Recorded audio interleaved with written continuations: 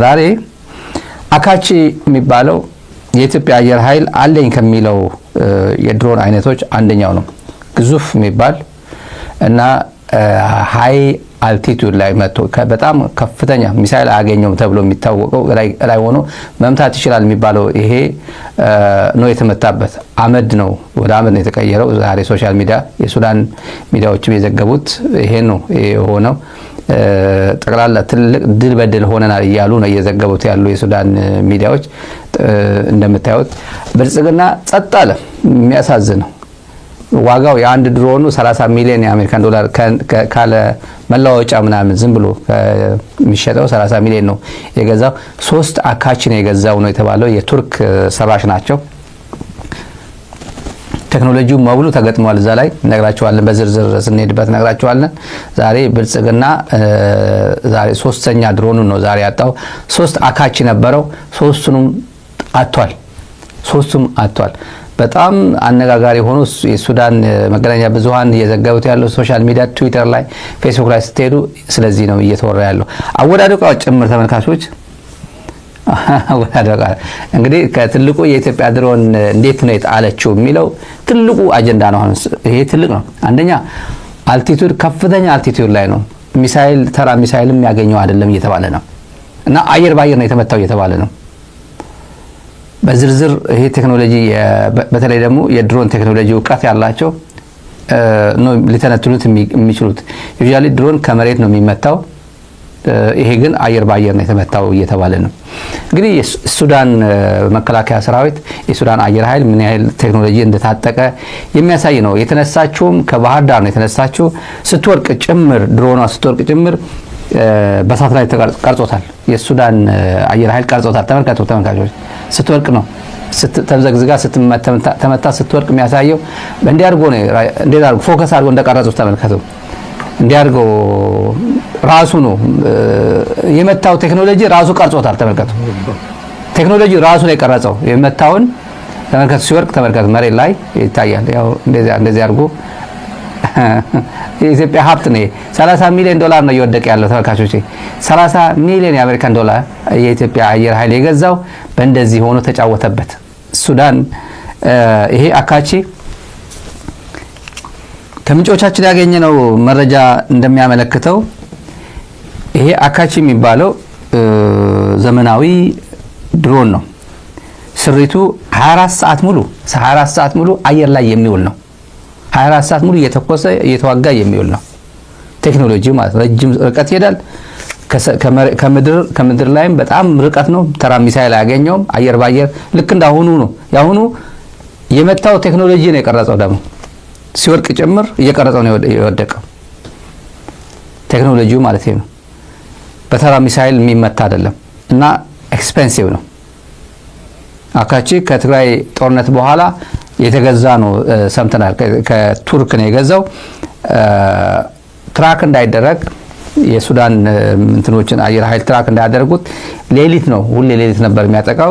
ዛሬ ቅዳሜ አጥቢያ ማለት ነው፣ ትላንት አርብ ምሽት ሌሊት እኩለ ሌሊት አካባቢ ነው ከባህር ዳር ተነስቶ ወደ ሱዳን የብሉ ናይል ከተማ ደባዚን የምትባለው ከተማ ለመደብደብ ነው የሄደው። እዛ አካባቢ የኦፕሬሽናል የሎጂስቲክስ ምናምን ማዕከል ሊያጠቃ ተብሎ ነው የሄደው ነው የተባለው። ያው ሙሉ በሙሉ ኮኦርዲኔቶቹን ዘርግቶ ነው የሄደው።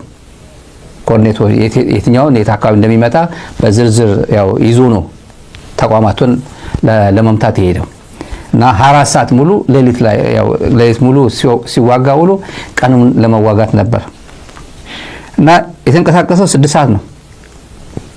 ከ6 ሰዓት በኢትዮጵያ ሰዓት ነው የምቆጥረው፣ ሚድናይት ማለት ነው።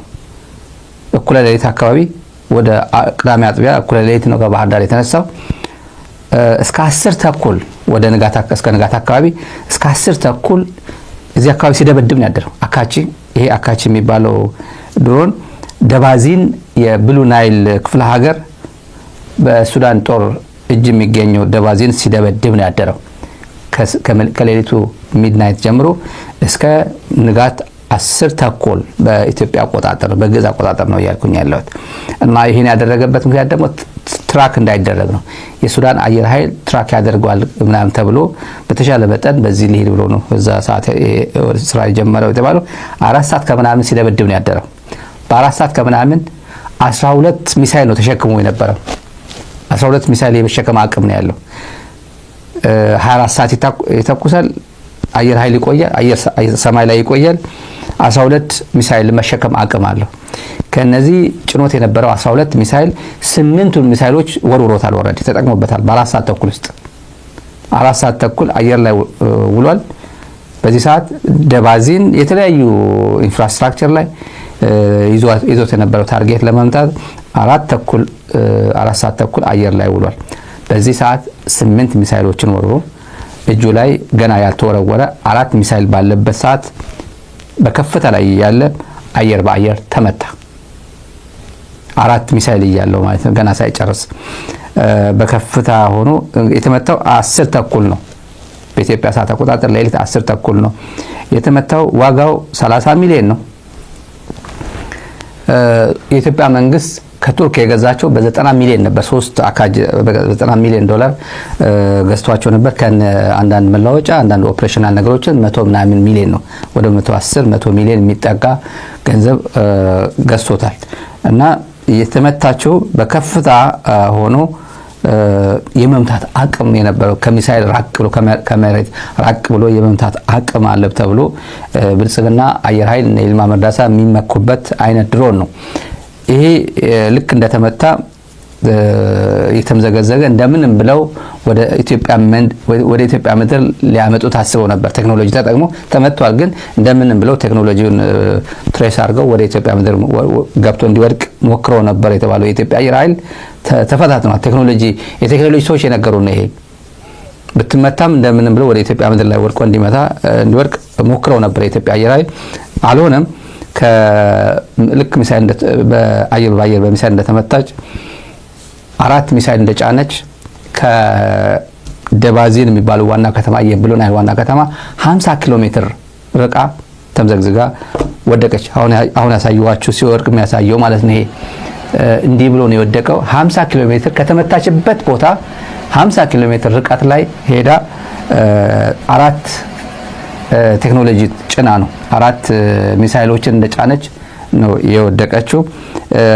እንግዲህ 3ቱም አታለች።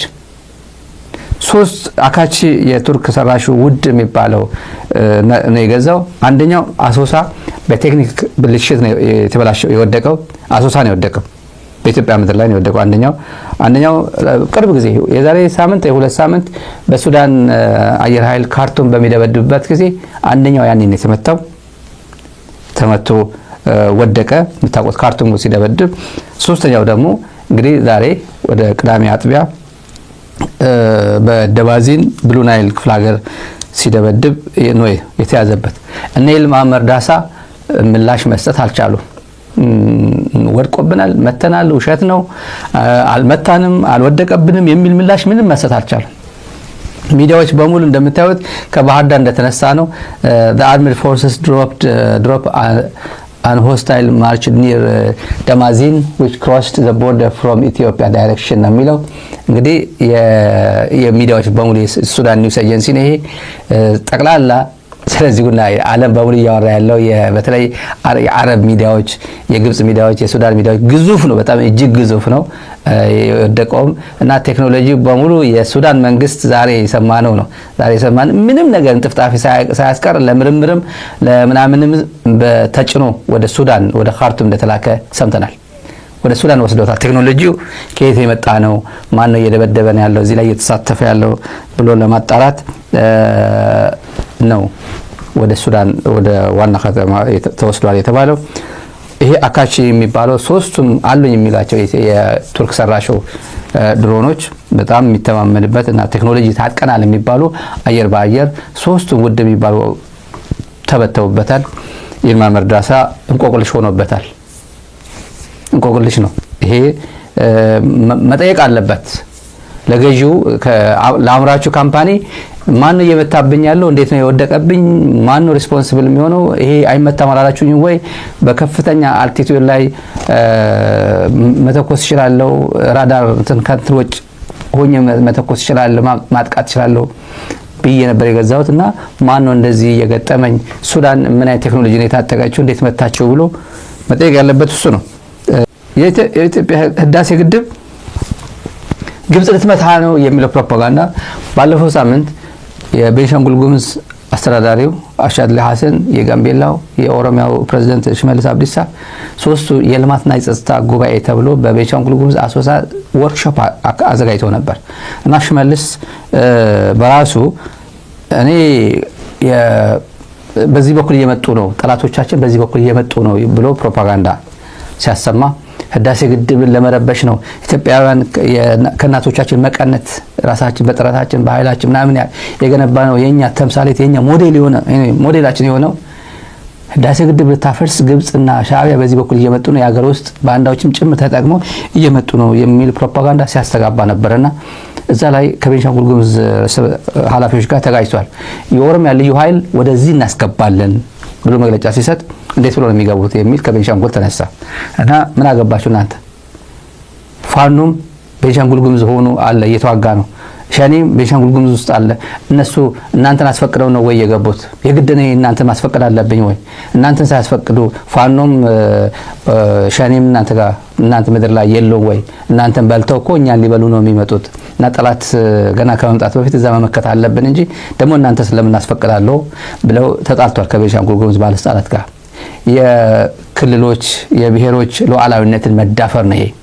አንድ ክልል ምን ታመጣለህ ብሎ ደካማ ክልል ስለሆነ አንድ ግዙፍ ክልል ደካማን ክልል ይበላዋል ማለት ነው። አሁን ይሄ ፌደራል ስርዓት እንደዚህ ይፈቅዳል ወይ ብትሉ በፍጹም አይቻልም። ግን እሱ ነው ሀፕን እያደረገ ያለው። አሁን እየሰማን ያለ ነው መንግስት በራሱ ጊዜ ነው አርኤስኤፍ ጃንጃው ሚሊሻ በራሱ ጊዜ ኢትዮጵያውያን የበርካታ ዓመታት ቁጭታቸው የተወጡበት የህዳሴ ግድብ ሪስፔክት ኦፍ ዘ ፖለቲካል ዴቨሎፕመንት ኢን ኢትዮጵያ አሁን ያለው የተጨማለቀ ፖለቲካ ቢሆንም ህዳሴ ግድብ ነው። ሁሉም ኢትዮጵያዊ የጣረበት ንብረቱ ነው። ሚካድ አይደለም። ይብላኝ ለነታማኝ እነ ብርሃኑ ነጋ የወያኔ ነው የመለስ ነው ብለው ታሪካችን ላበላሹ እንጂ ሁሉም በዚህ ላይ ማንም የሚቆጨው ነገር የለም። በህዳሴ ግድብ መገንባት ሁሉም ኩራት ይሰማዋል። እኔ ቦንድ ገዝቻለሁ፣ ሁሉም ቦንድ ገዝቷል። በያቅሙ ይብላው፣ የብልጽግና መንግስት ይብላው፣ ማንም የሚጠይቀው የለም። ህዳሴ ግድብ ግን ህዳሴ ግድብ ሆኖ ይቀጥላል።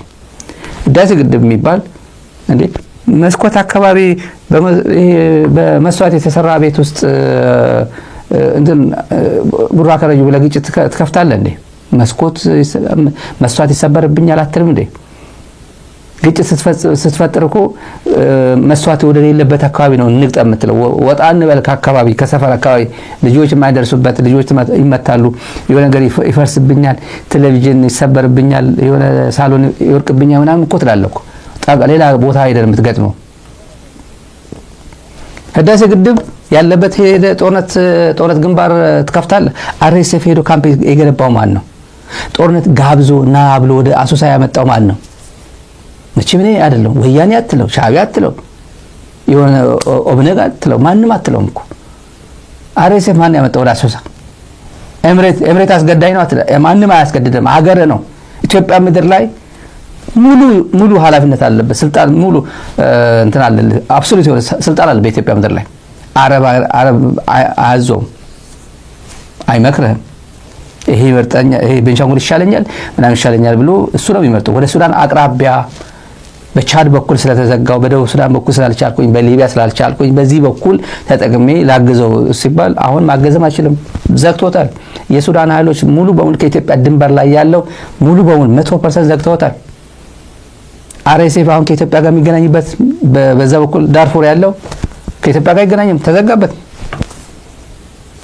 አየር ኃይል አዘጋጅተህ ድሮን ከአሶሳ ከየላክ ከባህር ዳር የላክ ጦር ግንባር የከፈትከው ራስህ ነህ። አሁን ሱዳናውያን ነገሩ ጥሩ ሰዓት አይደለም፣ ታይሚንግ አሁን አይደለም፣ ከጀመርነው አሁን አንጀምረውም ብለው ነው እንጂ ካርቱም ስትደበድብባቸው መጥቶ አዲስ አበባ ነው የሚደበድቡበት። ምክንያቱም ሁለቱም ዋና ከተማ ናቸው። ያኛው የሱዳን ዋና ከተማ ነው፣ ይሄ የኢትዮጵያ ዋና ከተማ ነው። ሱዳን ደብድበ እነሱ መጥቶ በሻሻ እንዲደበድቡ አትጠብቅም። በሻሻ ምንም ዋጋ የለውም።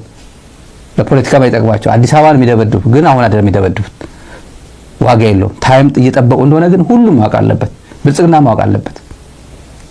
ዝም ብሎ ይሄን ሁላ ከባድ ድሮን ከባህር ዳር ያነሳ ምደበድባቸው እነሱ ሬኮርድ ያደረጉት አይደለም ብለን አንገምትም። አሁን ግብጽ መታለች በሱዳን በአሶሳ በኩል እየተዋጋች ልትወጋን ነው እና ሚሊሻ መውጣት አለበት የክልል ልዩ ኃይሎች መተው ምሽግ መምጣት አለባቸው እያለ ባለፈው ቅስቀሳ አድርጎ ነበር። አሁን ግብጽ መጣች እያሉ ነው። አርሶ አደሩን ህዝቡን እያሸበሩት ነው። ግብጽ ህዳሴ ግድብን ለመምታት ህዝቡን ለመቀስቀስ ግብጽ ነው። አሁን ህዳሴ ግድብ ሲባል ግብጽ ነው የማትፈልገው ነው የሚባለው። ስለዚህ ምስኪን አርሶ አደር ለመሸወድ ሻዕቢያ መጣ ግብጽ መጣ ነው የሚባለው። ለምን ሲባል ህዳሴ ግድብ ስለማይወዱት በዚህ አጋጣሚ በዚህ ሊመቱን ነው። አርኤስኤፍ ለምን ብሎ ነው አሰሳ የገባው ብሎ አይጠይቁም። እነሱ አይጠይቁት። ከናቶች መቀነት ያወጣ ነው የሰራ ነው ገንዘብ እንደዚህ ሊያረጉ ነውና ኑ ዝመቱ ነው። ልክ ሰሜን እስተነካ ህግ ማስከበር ምናምን ሲባል እንደነበረ ጁንታ ሲባል የሆነ የሰው ፍጥሩም አይመስላቸው ነበር አንዳንዶቹ። ምንድነው ጁንታ? እኔ እዚህ አሜሪካ ዋሽንግተን ዲሲ የኖርኩኝ አዲስ አበባ ነው ጁንታ የሚለኝ ሰው አለ አይደል? ነበር። ምን ማለት ነው? እኔ እንዴት ብዬ ነው እዚህ ዋሽንግተን ዲሲ ሆኜ ጁንታ ልባል የሚችለው? ሰው ጭንቅላት ላይ እንዴት አድርጎ ኢንስቶል እንደተደረገ ነው። ጥላቻውንም ፍሬም እንዴት አድርጎ ፍሬም እንደተደረገ ጦርነት ቅስቀሳ እንዴት አድርጎ ፍሬም እንደተደረገ ማንም ትግራዋይ የሚባለው ትግራዋይ ማለት ጁንታ ወደሚለው እንደተቀየረ ተመልከቱ። ባለፈው አንድ የሚያለቅስ ሰው እዚህ ቪዲዮ ላይ አምጥተን ነበር አይደል? ድሮ በኦሮምኛና አማርኛ እየቀላቀለ የሚናገረው እኛ ስክሪፕቱ አልሰጠናችሁም፣ አላስተማርናችሁም፣ ምግብ አብረን አልበላንም። ድሮ በጁንታ ጊዜ ጁንታ ያስተዳድረን ነበር፣ ጥሩ ያስተዳድረን ነበር ጁንታ ከሄደ በኋላ እናንተ ላይ የተሻለ ጠብቀን ነበር፣ እናንተ ግን ጨለማ ሆናችሁብኝ ያለው ሰው አይደል? ጁንታ ያስተዳድረው ነበር። ለኢትዮጵያ ጁንታ አስተዳድሯት ያውቃል? ማን የሚባል ጁንታ? እያንዳንዱ ቤት ግን አሁን ማለት መከላከያዎች አሉ። የኢትዮጵያ ሰራዊት የኢትዮጵያ መከላከያ የብልጽግና መከላከያ የሚባለው ባይዶዋ ሶማሌ ባይዶዋ አንድ ሰው ሲነግረኝ ነው። ሰራዊት አለ ሰራዊት ባይዶዋ እና አንድ ኦሮሞ ወንድማችን አለ ዛሬ ሲነግረኝ ሰራዊቱ አለ በቃ ሶማሊያዋን ይቀልዱበታል፣ በመከላከያ ይቀልዱበታል። ምን ይሄ የሰራዊት ነው እንደ ይላሉ። ሰራዊት በኢህአዴግ ጊዜ ነበር፣ በመለስ ጊዜ ነበራል። ተጋሩ በነበሩበት መከላከያ ነበር ትክክለኛ መከላከያ የምንለው። አልሸባብ ተጋሩ ኮሎኔል ገሌ ሲባል አለ የምሬ ነው። በጣም አሁን ወዳባተ የሚባለው አሁን ያነሳል። ወዳባተ አሁን ከነ እንትና ጋር ያለ ነው ከነ ጻድቃን ጋር ሄደው ወዳባተ ኮሎኔል እነ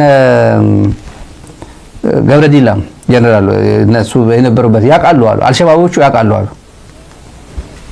እና እነሱ መጣ ምናምን ሲባሉ የድሮ የኢህአዴግ መንግስት በነበረበት ጊዜ የነበረው አልሸባብ እንዴት አድርጎ ሲመታ እንደነበረ እና ጀነራል ወድነጮ ምናምን የነበሩበት ከባድ ጊዜ ነበር። እና ኢሜጁ የኢትዮጵያ ሰራዊት ኢሜጁ ጭምር አሁን ከካምፕ አይወጣም። የኢትዮጵያ ባይዶዋ ለምሳሌ ያለ የኢትዮጵያ ሰራዊት ራሳቸው ነገሩን ከካምፕ አይወጣም። ምሽግ ይዞ ምናምን እንትን አይልም። አይምን ይሄ ምን የሚባለው በየሁለት ሰዓት ሌሊት እየወጡ የሚጠብቁት ነገር አለ። ጥበቃ እንትን እያሉ ከእንቅልፍ ሮቴት የሚያደርግ ጥበቃ አለ። እና አንድ ሁለት ሰው ሆኖ አይወጣም። በግሩፕ ነው የሚወጣው። በግሩፕ ተጨንቆ ነው እንዴ ዛሬ ሲጨልም በቃ ተጨንቆ ነው የሚያድሩት። አልሸባብ መጥቶ በእንትን ነው የሚልክባቸው፣ ሮኬት ነው የሚልክባቸው። እና ተኝተው አያድሩም። ታዳጊዎች ናቸው፣ ትንንሽ ናቸው። ምንም የሚያውቀው ነገር የለም። እኛንም ከዚህ ጋር ከነዚህ ምን ገጥመው ይላሉ አልሸባቦች። አልሸባብ ወታደር ይንቃቸዋል፣ ህዝቡ ይንቃቸዋል።